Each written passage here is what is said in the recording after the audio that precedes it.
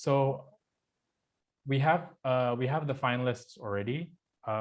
In the end, we picked 6 finalists, and now they work with the mentors instead of them just producing on their own. We have a mentor team that's separate from the judges, and they have approximately 1 month to work on it.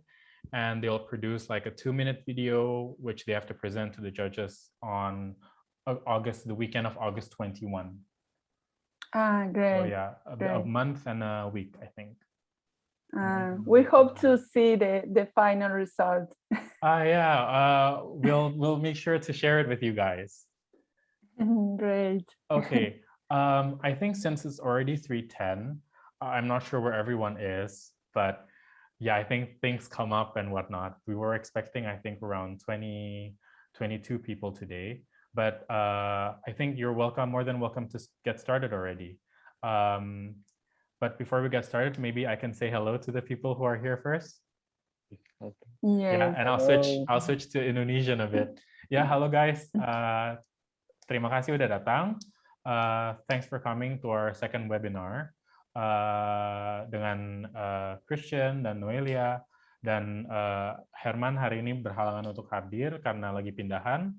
But thank you all for coming. Thank you all for being on time. Nanti kira-kira towards the end of the presentation from Noelia, we'll open the room for questions. We don't have a fixed set of projects that Noelia wants to present. She's free to present whatever she wants today, and Christian as well, whatever projects they want to. So if in the time from now until the end of their presentation, questions come up, you're welcome to untuk menulis pertanyaannya melalui chat to me. Tulis dalam bahasa, writing it in Indonesian boleh. Nanti I'll translate it to English for them. Or if you are brave enough to ask it in English, go ahead. Nanti we'll open the floor for questions. So yeah, and you can ask about the general work. You can ask about specific work. Feel free to ask what you please regarding the work that they present. All right, so Noelia, Christian, I will let you have the floor. Hello, nice to meet you. My name is Christian from Estúdio Flume, and first I would like to thank for this opportunity to show some works that we do here in Brazil. Hi, my name is Noelia. I am architect too. I am Argentinian, but I am based in Sao Paulo in Brazil. Both to Christian and me, we are the partners of Estúdio Flume, and we work mainly with projects in rural areas, really far of the big cities. So we have a presentation to show the recent projects of the office. I will share the screen.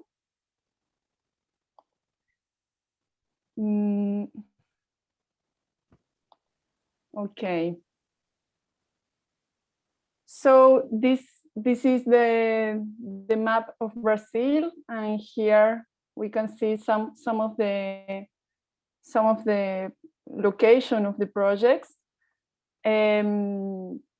But we highlight the projects that we want to share today, this in pink. And the focus of Estúdio Flume practice and research is centered on developing socio-environmental projects that strive to create opportunities for income generation in the local economy, linked to strengthening the urban system of small and medium-sized towns in rural areas of Brazil. Brazil's Amazonia is being severely affected by forced migration and deforestation. The lack of opportunities in small communities within the Amazon rainforest plays a key role in the growth of slums in the region's main cities. And in this map, you can see the location of some of our recent projects. We have highlighted in pink the projects that we select to talk about today. Brazil is a big country, so all of these projects are located in different biomes, and for that they require different solutions. The number one is Sao Paulo, that where we are based, the big metropolis where Flume office is based, and is in relation with the number two that is here, because we worked with the Boa Vista communities as a small community in this place for the Biennale, for the last Sao Paulo Biennale in 2019.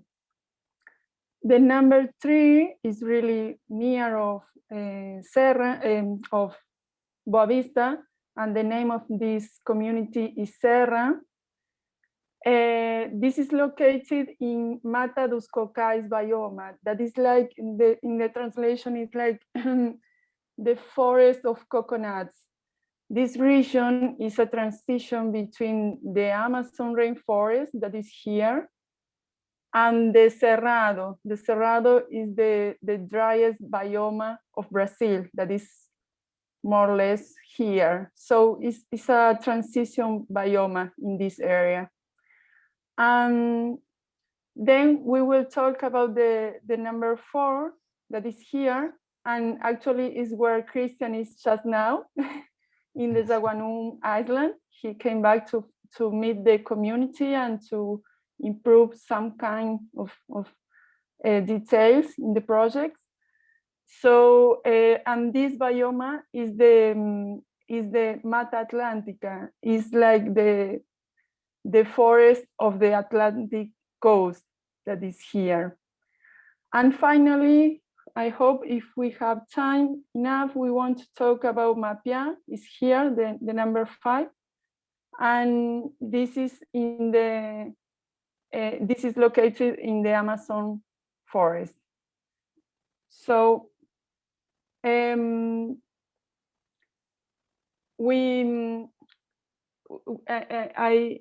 still work after Estúdio Flume, before Estúdio Flume. I worked with favelas, with reurbanization in favelas, mainly in Sao Paulo. And this is the situation in the big cities. People move for the big cities looking for opportunities to work, but in many cases they live in a worse condition that in their own communities. It's for that we focus our work in these communities. The first project is that is the how much does it cost to preserve the Amazon rainforest. We went invited for the 12th International Architecture Biennale in Sao Paulo, and we developed for this site-specific installation a work with the quebradeiras de coco de Babaçu, that is like Babaçu coconut breaker women. This is the community. Boa Vista is a small rural community in the state of Maranhão. The community where one group of Babaçu coconut breaker women live. And this is the scale. So you can see that the village has less than 1 kilometer. It's really small. And this is the account that we explain in the exposition. And all of these women work 2 exhausting days to carry 120 kilograms of coconuts. That is more or less 6 kilograms of amounts. That is the product that they sell. And this is 15 reais, more or less 2 pounds of so in 1 month is more or less 20 pounds. So we ask in this exposition how much does it cost to preserve the Amazon rainforest? And to understand the daily life of these hardworking and inspiring women, we decided to spend a day with a group of coconut breakers. We registered their entire working day that have more or less 6 moments.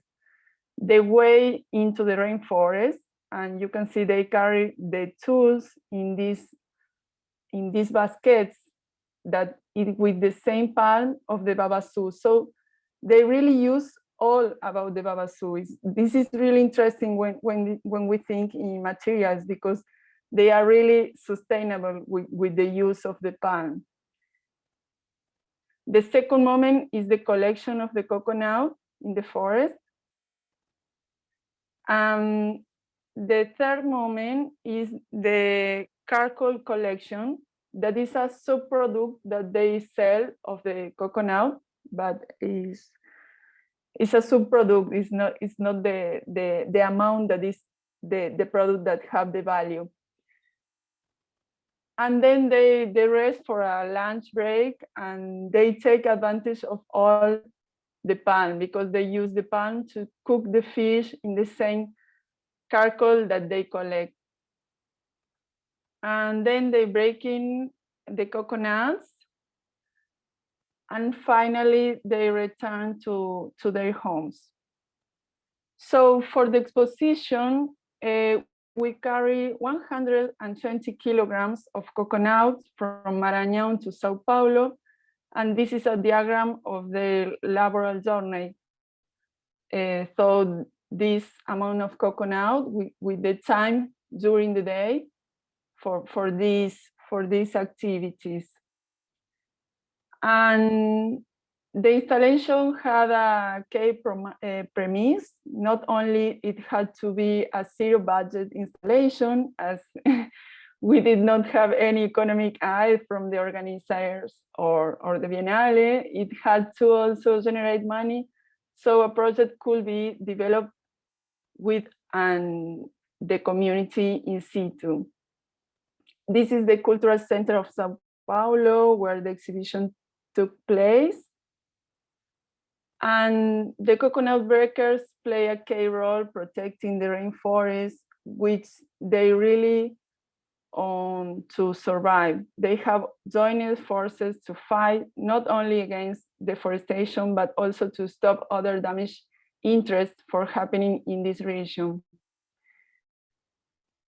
And the coconut exhibition have the number in limited edition, and could be bought for 15 reais. That is the money that they won in 2 days. So the same value of the coconut is the price of the coconut and the 2 journey of work. This is a progress installation where the outcome is yet to be seen, because with the pandemic we couldn't came back to meet the community and construct a refuge with this with the money that we carry in the exposition. And this is the second project that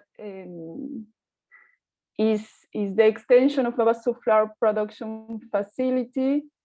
Is in Maranhão too, and these women work with coconut too. This is Serra Village, that is a really small community too. And they use the coconut to produce flour. The goal of this project was to build an extension to the factory. To build this extension, we worked together in a workshop with the community. They produced their own designs, drafts about this space, and told us what they expect from the project. This was really a great feedback for us, because we really learn a lot in this workshop. We understand the process of the journey they have in the factory, and with the information from this workshop, we produced the first drafts, ideas about a possible solution. And it really was a collaborative project. We produced the technical designs, but always through the ideas of the community. So we construct this lateral area. You can see here, it was the original plan. It's a really simple project. They have this production area. This is the bathroom, and this is the stock. And here is the street.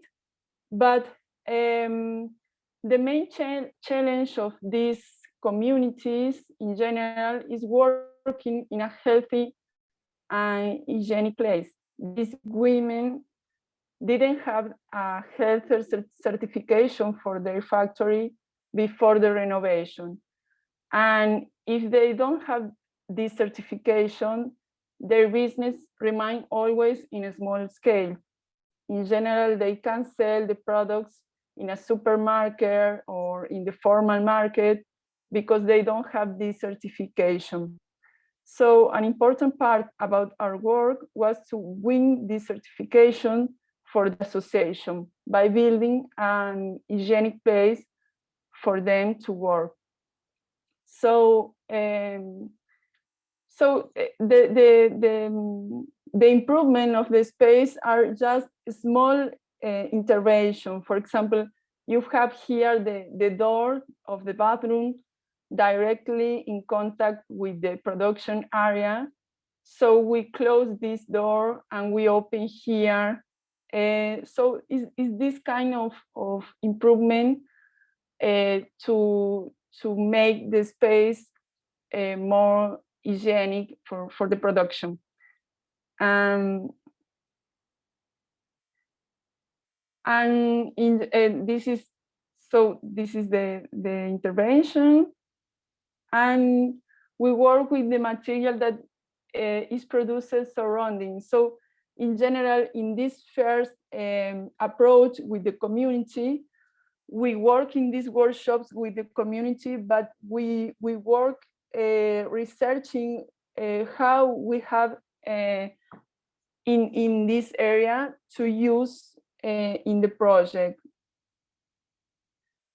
In this case, we work with these prefabricated bricks. So we use to all these small improvements, the same material.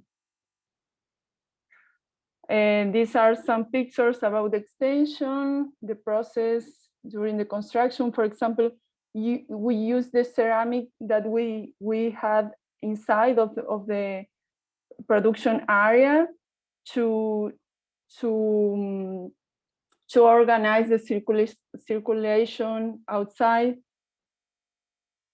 And this is the production area. We work with the measures.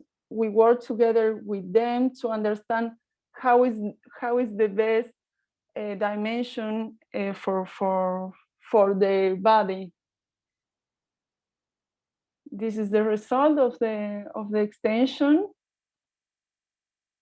And finally, the purpose of this kind of project is to increase the rent of the community. But we always work with the idea that these spaces are mainly the place where the community can meet, because these small communities don't have buildings, cultural buildings to meet and to recreate. So for us, it's always the opportunity to create this point, this meeting place for the community. I don't know, maybe Christian can continue with. Okay, that's the kiosk. The beach kiosk and boat refuge is located in Jaguanão Island. That's where I am now doing some maintenance. and that's the region of the Mata Atlântica. It's a tropical biosphere here in Brazil, in southeast of Brazil. A tight budget means not only a design challenge, but also careful logistics. Ours and the builders' time in the island had to keep to a maximum of 2 weeks. Therefore, the design included a detailed construction process plan. The closest materials stores had a limited availability of stock, and they were 30 to 40 minutes by boat, having no regular commercial services between the island and the mainland. Hence the need to coordinate for all materials to be shipped at once.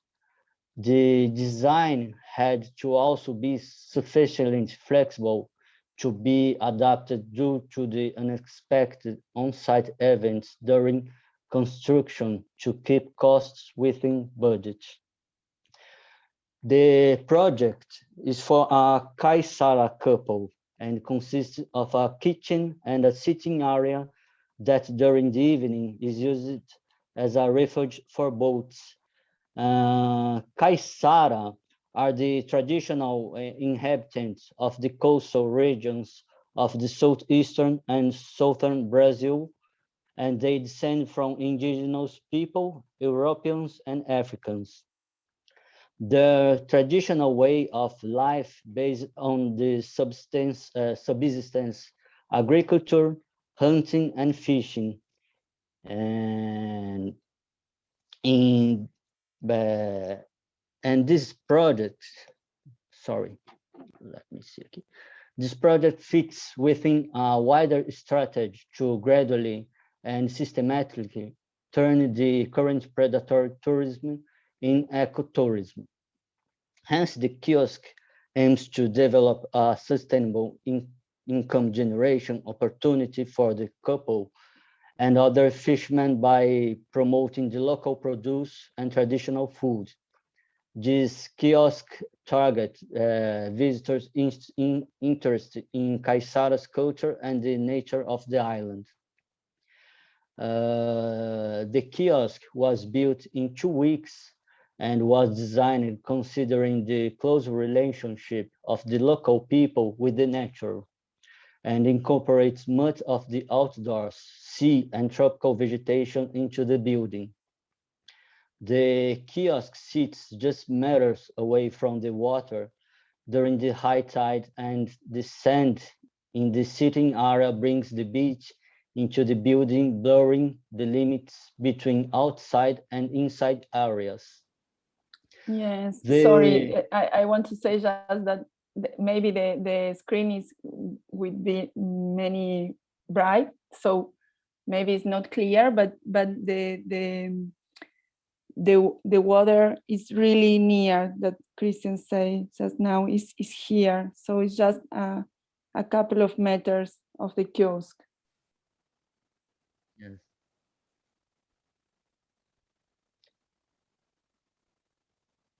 Okay.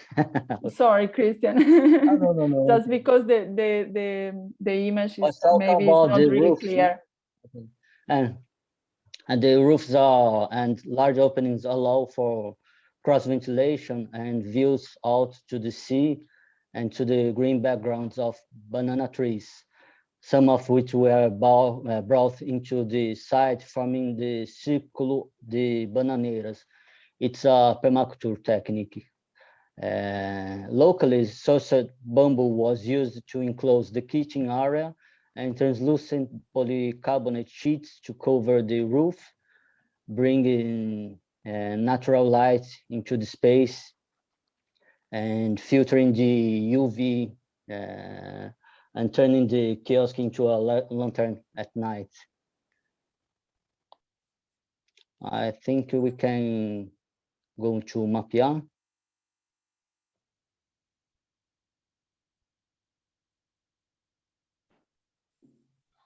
Yes, mapear. This project is located in the state of Amazonas where there is already an ongoing collaboration with the local people.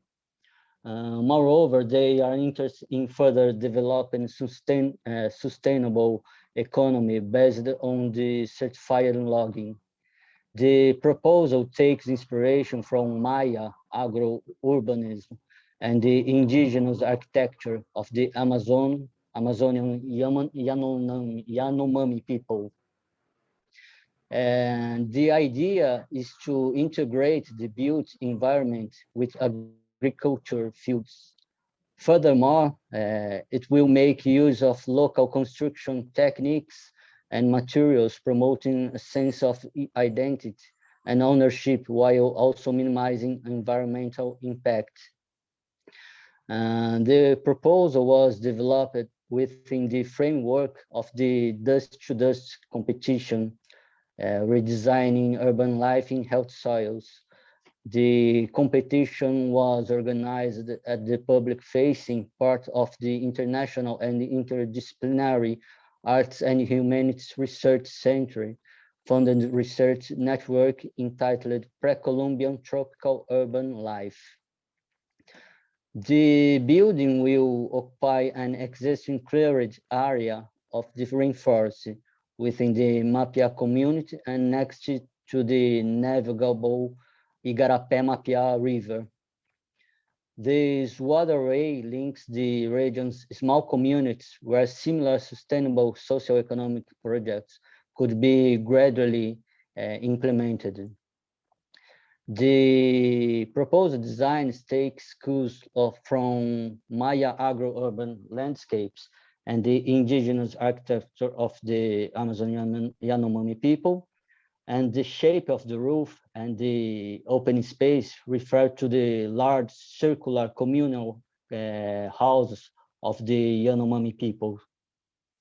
Thus, a platform for social activities is created, supporting a sustainable lifestyle.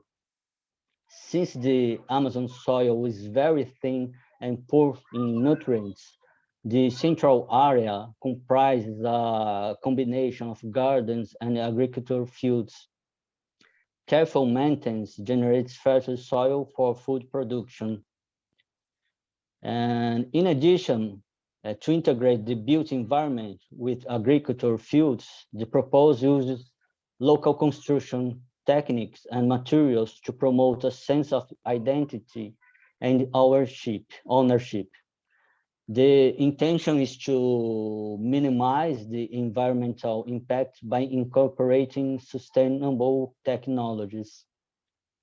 The design integrates traditional methods of thermal control, such as natural ventilation and manually operated shading panels, with contemporary sanitary and organic waste biodigesters, solar panels, and water harvesting methods to produce soil for sustainable and self-sufficient agricultural ecosystems, known as permaculture.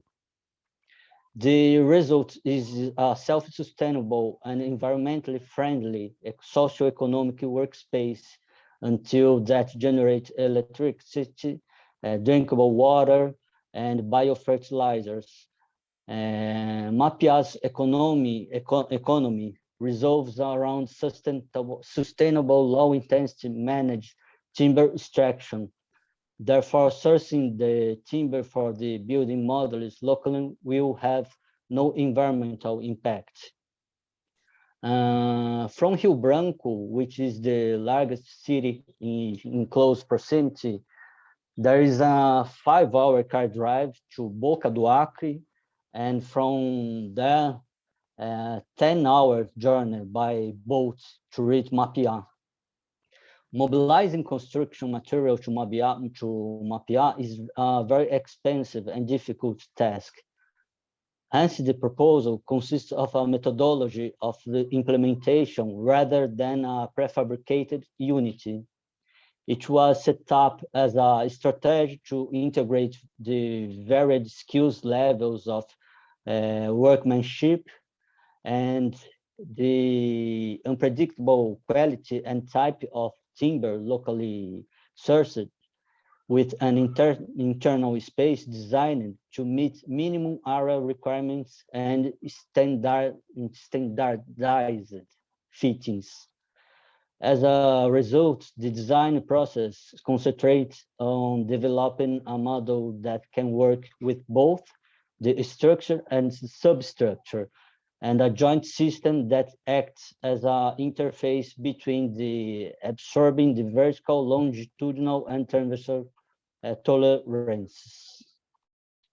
And that's it. I was with mute.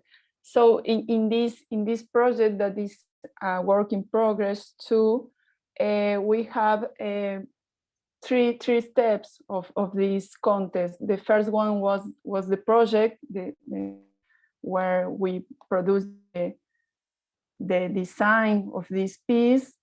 The second step was the opportunity that we had to prototype one of these models, and we do that in the Sao Paulo state. We construct this in 2 days just to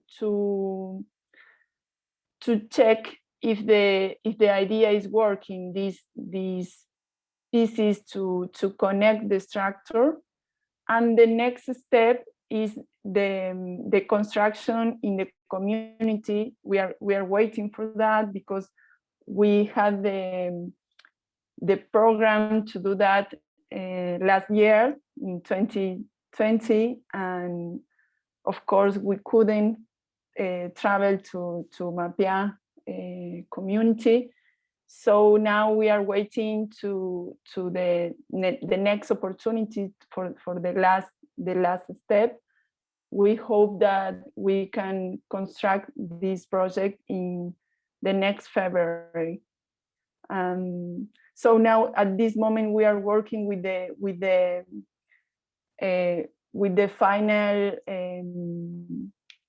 final details about the quantity of the good and all the materials for the next step. So that is all. We have two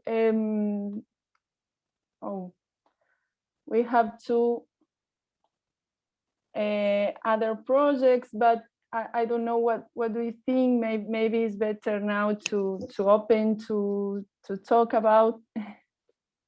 Yeah, I think like you said, maybe if there are any questions from the participants, from people who are in the webinar today, please go ahead and unmute, and you can go ahead and ask your questions. So ada pertanyaan dari yang hadir di webinar hari ini. Kalau mau bertanya dalam bahasa Indonesia juga boleh. Nanti I will help translate it to English. If there are no questions at the moment, maybe I can start with one for mine, from my side. How do you come about these projects to help people in the rural communities? How do you find them? How do you find the funding for them? Could you explain it a bit more to the participants? Yes, our process was really like organic, because it's not this is the result of many years trying and investing in work with this kind of projects. But we always be in contact with NGOs, with the third sector, because we used to work in social projects before to create their own company, and we start working with at the beginning with technical assistance, just like small consulting. For example, these NGOs had a resource for projects, for something that they need to do, I see. And we started with this consulting just to recommend how to use this resource. And then we realized the opportunity of work with these kind of projects, because in general, when I think that it's a work that we have like an architects and urbanize, because in general, I don't know in other places, but I think that it's common in the world that no, it's not a consensus how what the architects can do. For example, in general, everybody know everybody have the same idea about what kind of projects the architects can do. So it's a work that we have to show what the architecture can improve the space where we live, or can improve the ambiental conditions, the temperature of the space, the natural light, the natural ventilation. So we start with these small tips, and then we want the opportunity to project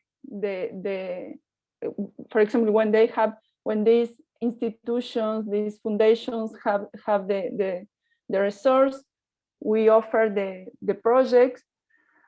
But then we discovered that they don't have the tools to construct them.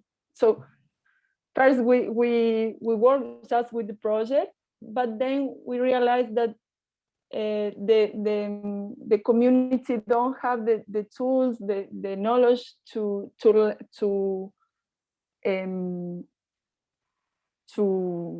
read these realize the project. Yeah. Okay.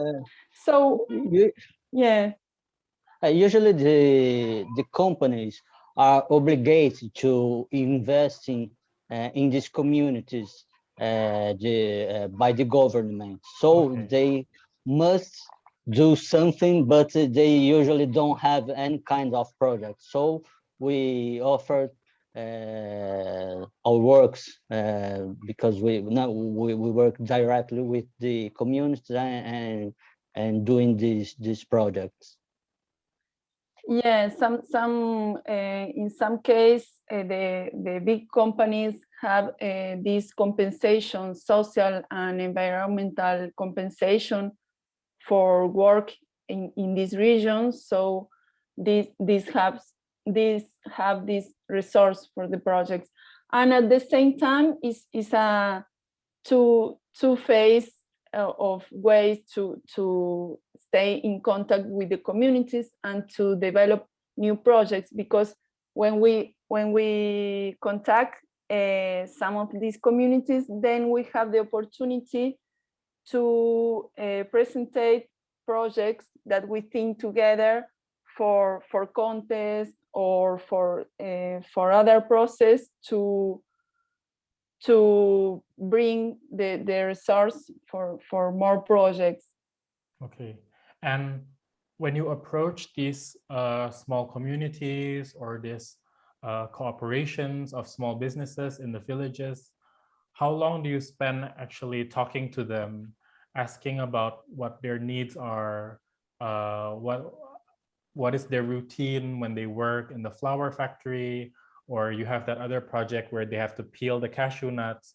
How much time do you spend with them to ask them what they need and what are the requirements of their job? In general, we have the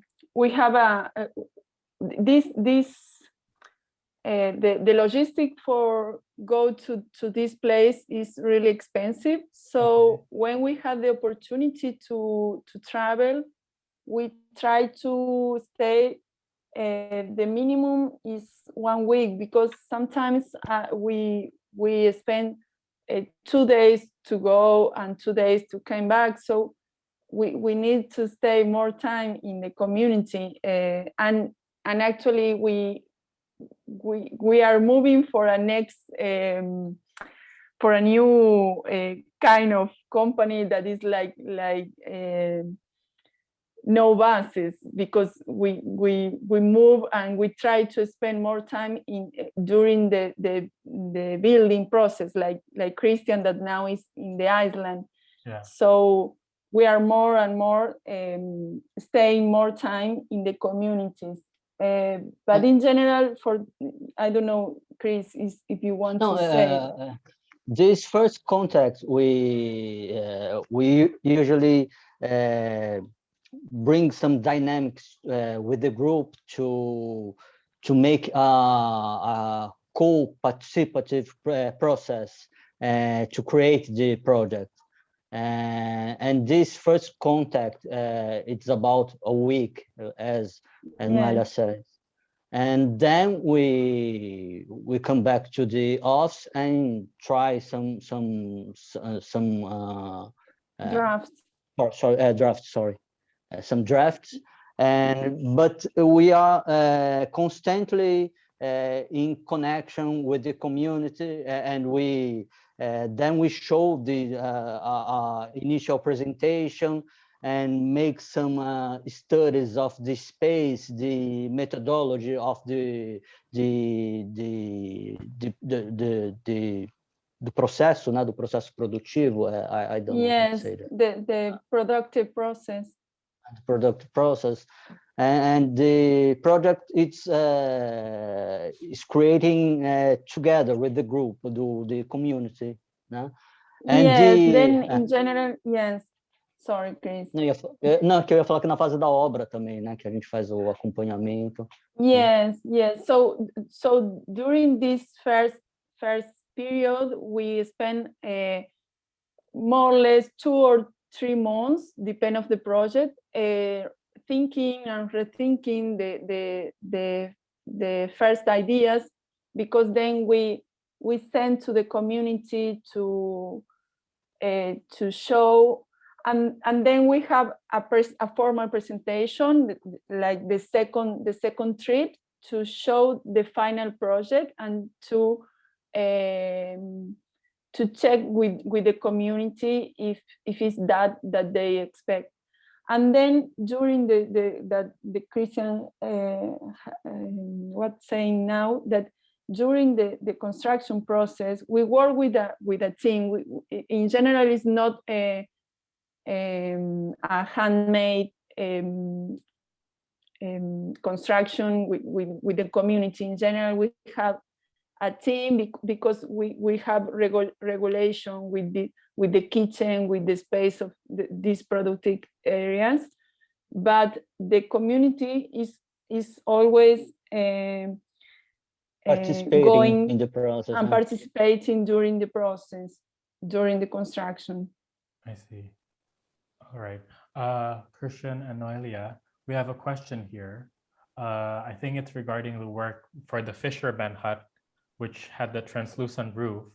The question is from Katia, and she says that it's very beautiful, and she wants to confirm, is it polycarbonate?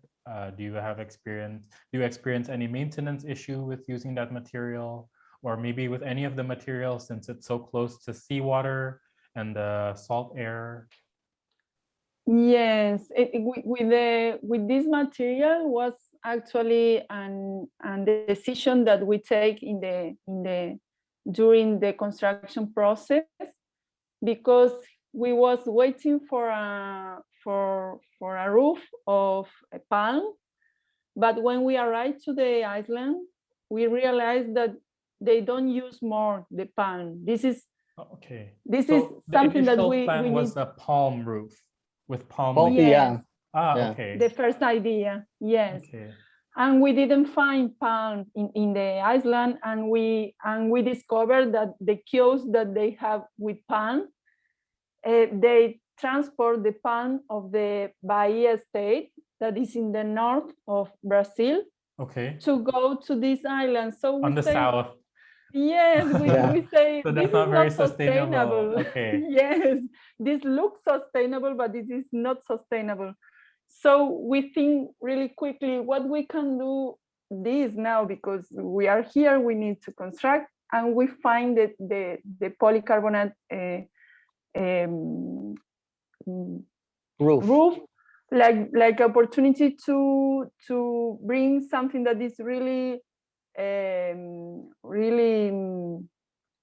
is not heavy to transport to the island, and have these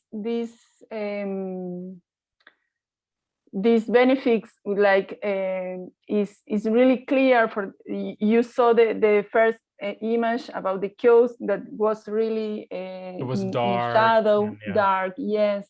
Okay. So this material have the benefit that it is the polycarbonate stop the UV rays, but we have the clear inside of the space, and we take the water of the roof to stock in a cistern.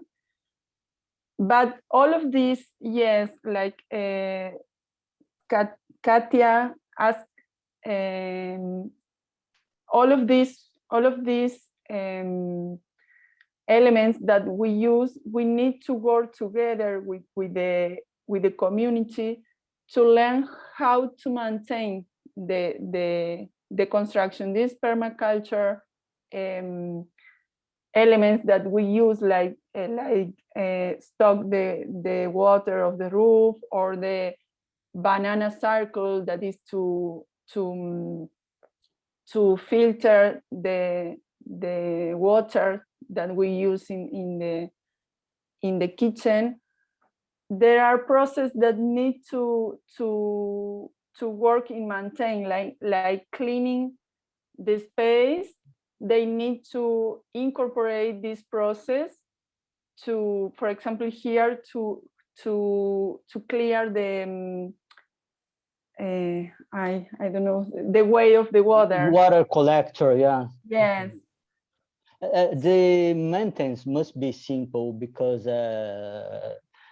it's an island, and there's no workers there. So we try to use material sustainable, but sometimes it's not possible. So we try to use the simple material. I see. All right. Okay. And maybe another question or another observation from my side that you can help explain a bit more is that you mentioned in another project, and also I think in this project, you integrate a lot of spaces in your design that is not necessarily for the main function of the building, or not the main function of the cooperation, but it's also for the people in the village to have gathering, to have group meetings together, because obviously the people are not peeling cashew nuts, or they're not making flour the entire day, right? So after the end of the workday, they can use the space for some other thing. Can you give us a little more background how you decide to make these spaces?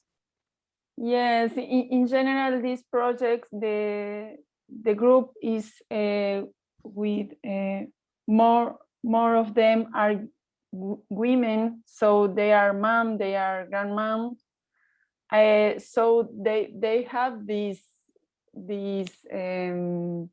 nature, like they bring together to the workspace the family. Okay. So, for example, this woman is with the grandson. So we don't have the resource to think in a specific space for the meeting, but we use the same resource that we have for the production area, just to do a small interventions thinking how to create this space. So, for example, we use here this concrete line to protect the windows, because we didn't have a resource here, so we use the brick, the brick that is the most the cheapest material in this area, this brick, ceramic brick, that is for the wall. We use the brick in other way to use like a ventilation, to use like a window, but we didn't have the protection of this window for the rain, for example. So we create this line that we use to protect the windows, but to have a bank, a space to rest. This kind of ideas. Yeah, and I think in the example that you showed us, it was like a larger terrace, right? It was like a terrace in front of the flower production facility. So that I think, as you said, maybe the women who are working here, at the end of the school day, the children will come, or some of their family member will come, and that they can use the space and not bother the central working space that is going on inside. Yes, for example, in the flower factory, in the original project, the door was directly in contact from the street to the production area, and we can't maintain that because they need to clean the hands, clean the shoes before go to the production area. So so we use the door that we used to have to put these bricks, and we create this space that now have a new function, because you don't go inside for this place, so we can use this space to this meeting place for the community. Right. Is it this one, so that I can show to the? It's down This in for the right. Okay, here. More too. Yes, that one. The second one. Okay, the second one here. Yes, this one.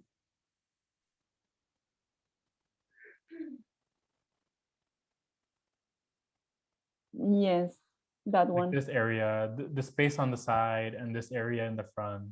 Yes. Yeah. So we create this space like in front to meet the community, and in this extension in the left. Yeah. For this flux, this circulation to clean the hands and to clean the shoes before go to the production area. And you can see in this picture that we inside, this is interesting, we use the wood to protect the roof, and we open a natural light line to spend less electricity. So we improve the temperature inside with this new roof and the natural light.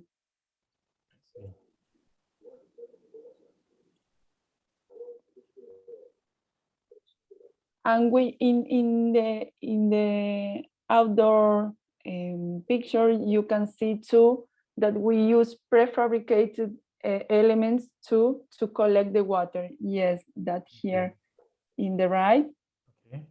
Okay. You can see that, yes, we use in the soil. Okay. Here. This line to collect the water of the new roof. A gutter. I see.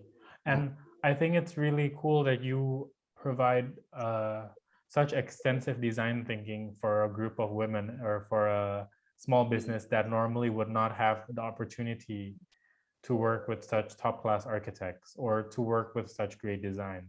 And it Yes. really provides their work or their business with a different kind of dignity. I don't know if that's the right word to use it.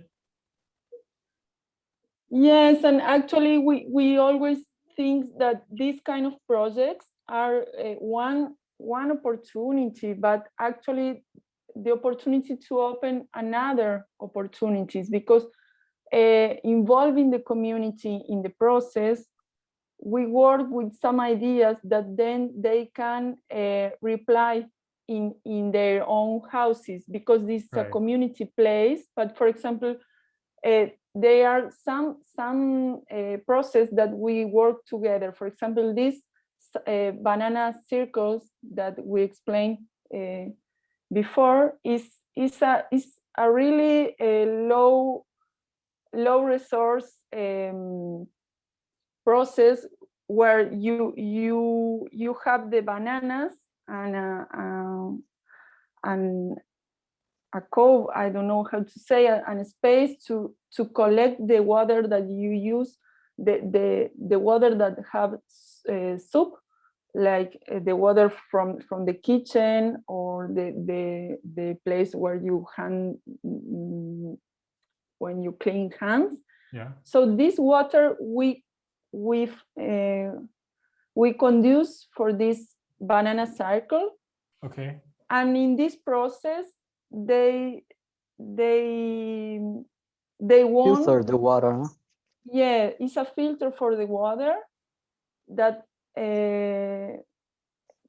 improve the quality of the soil, and then they can use this organic material to the agroflorist. So it's something that don't have cost, and they learn this process in this area, and then they reproduce in their own house. Right, So, exactly. Yeah. Yes. Yeah. I think because you introduced this idea of like hygiene, cleanliness, and okay, a house needs to have a terrace space in the front. A terrace can have a private space where we do our business, where we live, and then you have a semi-public space in the front where you greet guests. This idea that you bring into the village spreads around to the women who work there, and then they try to replicate the same idea in their own house where they live with their family. Yes, yes. For us, this is the best, the most important, because something that we can do is actually really small if we think in geography. But if we have this opportunity to clean the waste of one small project, but if they reply in their own houses, we clean the waste of the community like at all. So for the environment, the result is bigger with the same resource. Right. And it's also something like this, for example, like you see in this picture, like you put a sunroof or like a slit where the light can come through, so that the people who work here, then they go home and they said, oh, it would also be nice to have the sunroof in my own house. And then they start to replicate the idea. Yeah, and the great design spreads through the community and the village where they live. Yes, Christian has a good story about the honey fabric, because we didn't show here, but it's one of the projects that you suggest to show. Do you have it on here that I can show it to the audience? Yes, in the second line from bottom to up, in the left. No, the third line. Sorry. Here? This one. This one. Yes. Originally, Originally, they really want to install air conditioning inside because Canaã dos Carajás is very hot. Okay. But we use these techniques, simple techniques, by the ventilation, and the building is not directly in the soil. And then it's a very good surprise, including for me, because it's so refreshing inside with these simple techniques, and they didn't to install any kind of equipment for refrigerating, and that's the when we build together, starting with the product, with the community, some ideas we find that it's unnecessary, you know. Yes, and in this kind of projects, we need to think too. Then after to construct, they need to pay the account, the electricity account, for example. And when they have the project, they say the first idea is we need air condition. Okay, maybe the most simple way is, okay, we will install a air condition, but then they need to maintain this structure. So for us was a surprise when they went inside and they say, wow, it's really fresh, we didn't need we don't need air condition. Okay, and that's all because of the design thinking that you put in to raise it a bit above ground. Yes, for example, here we have two roofs, a double roof, so we maintain a constant shadow in the construction. It's like construct a house down of a tree. You are always in the shadow, and the air circulation is constantly. Yes. And you can see in this picture that we have many roads. Rock? Yeah, rocks. So we work just with punctual basement and separating, elevating the depth of the soil. So we have this circulation in the soil too. I see. All right. Maybe is there any other questions from the people who are on the webinar today? Because if there are any questions about the work or how they source the material, how they get the material to get here, do you move all the material by trucks? How does it work to get it to all these remote area where? Yes, in this case, small trucks.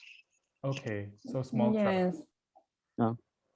For example, in general, in this case, these communities are like more or less 20, 30 kilometers from the first city, the first urban area. So in this place, in general, we have the opportunity to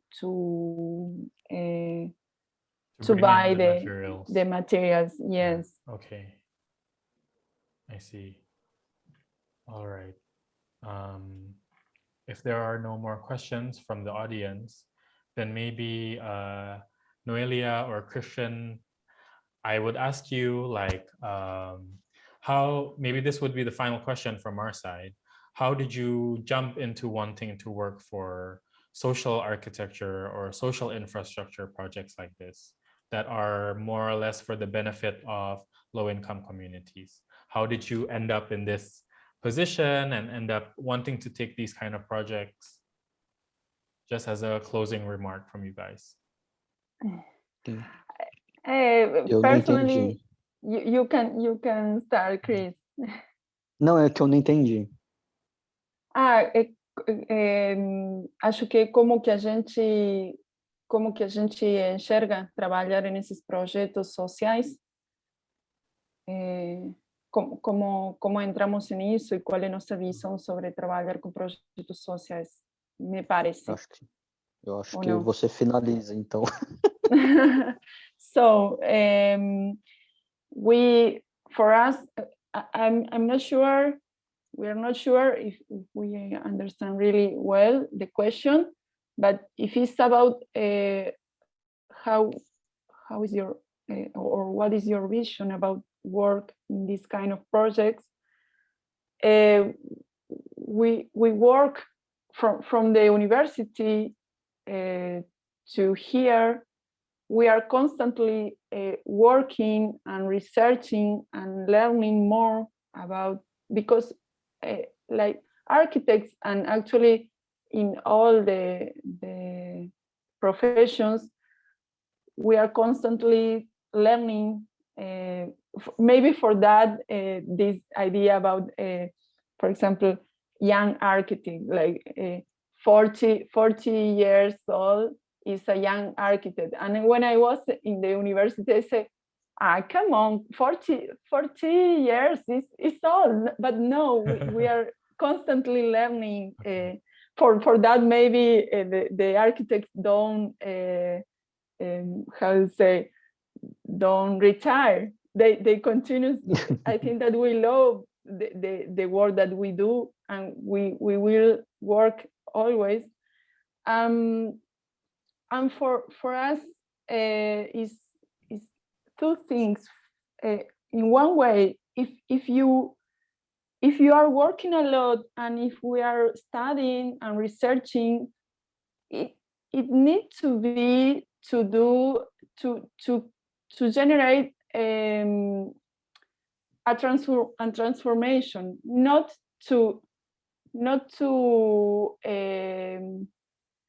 work to maintain the same the status quo, or the same status quo. Exactly. Thanks. It's exactly that. Noelia, you should explain the meaning of Flume, because yes, the kind of, no? Yes. Flume in Portuguese, yes, meaning river, and it's what we think about architecture, the organic, the way, and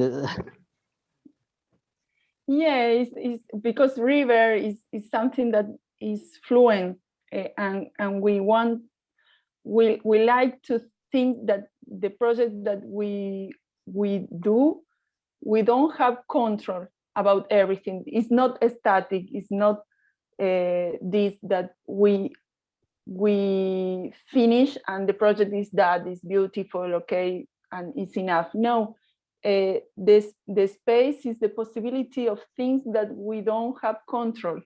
We don't know during the process of the project. So so for us is something that have sense, work in projects that change something for the future, for the next generations, and to make the architecture accessible for everyone, because actually in the world 2%, I read an article that 2% of the society have access to the architectural service that can pay for that. So we have 80%. That is, if I think in business, a market that we can work with. It's an opportunity to make the architecture accessible for everyone. So to only 2% of maybe the richest people in society or the Yes. wealthiest people in society have access to directly pay an architect and say, this is what we want from architectural design.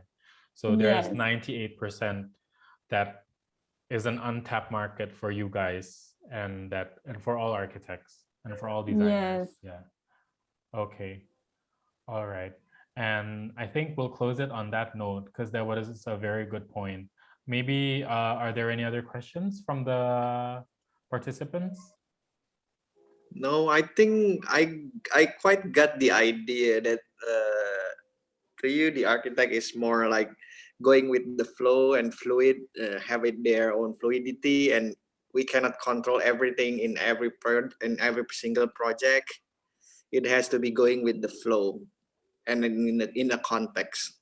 I think that's really great. Noelia, That's this the is point. my ex-professor, Stanley.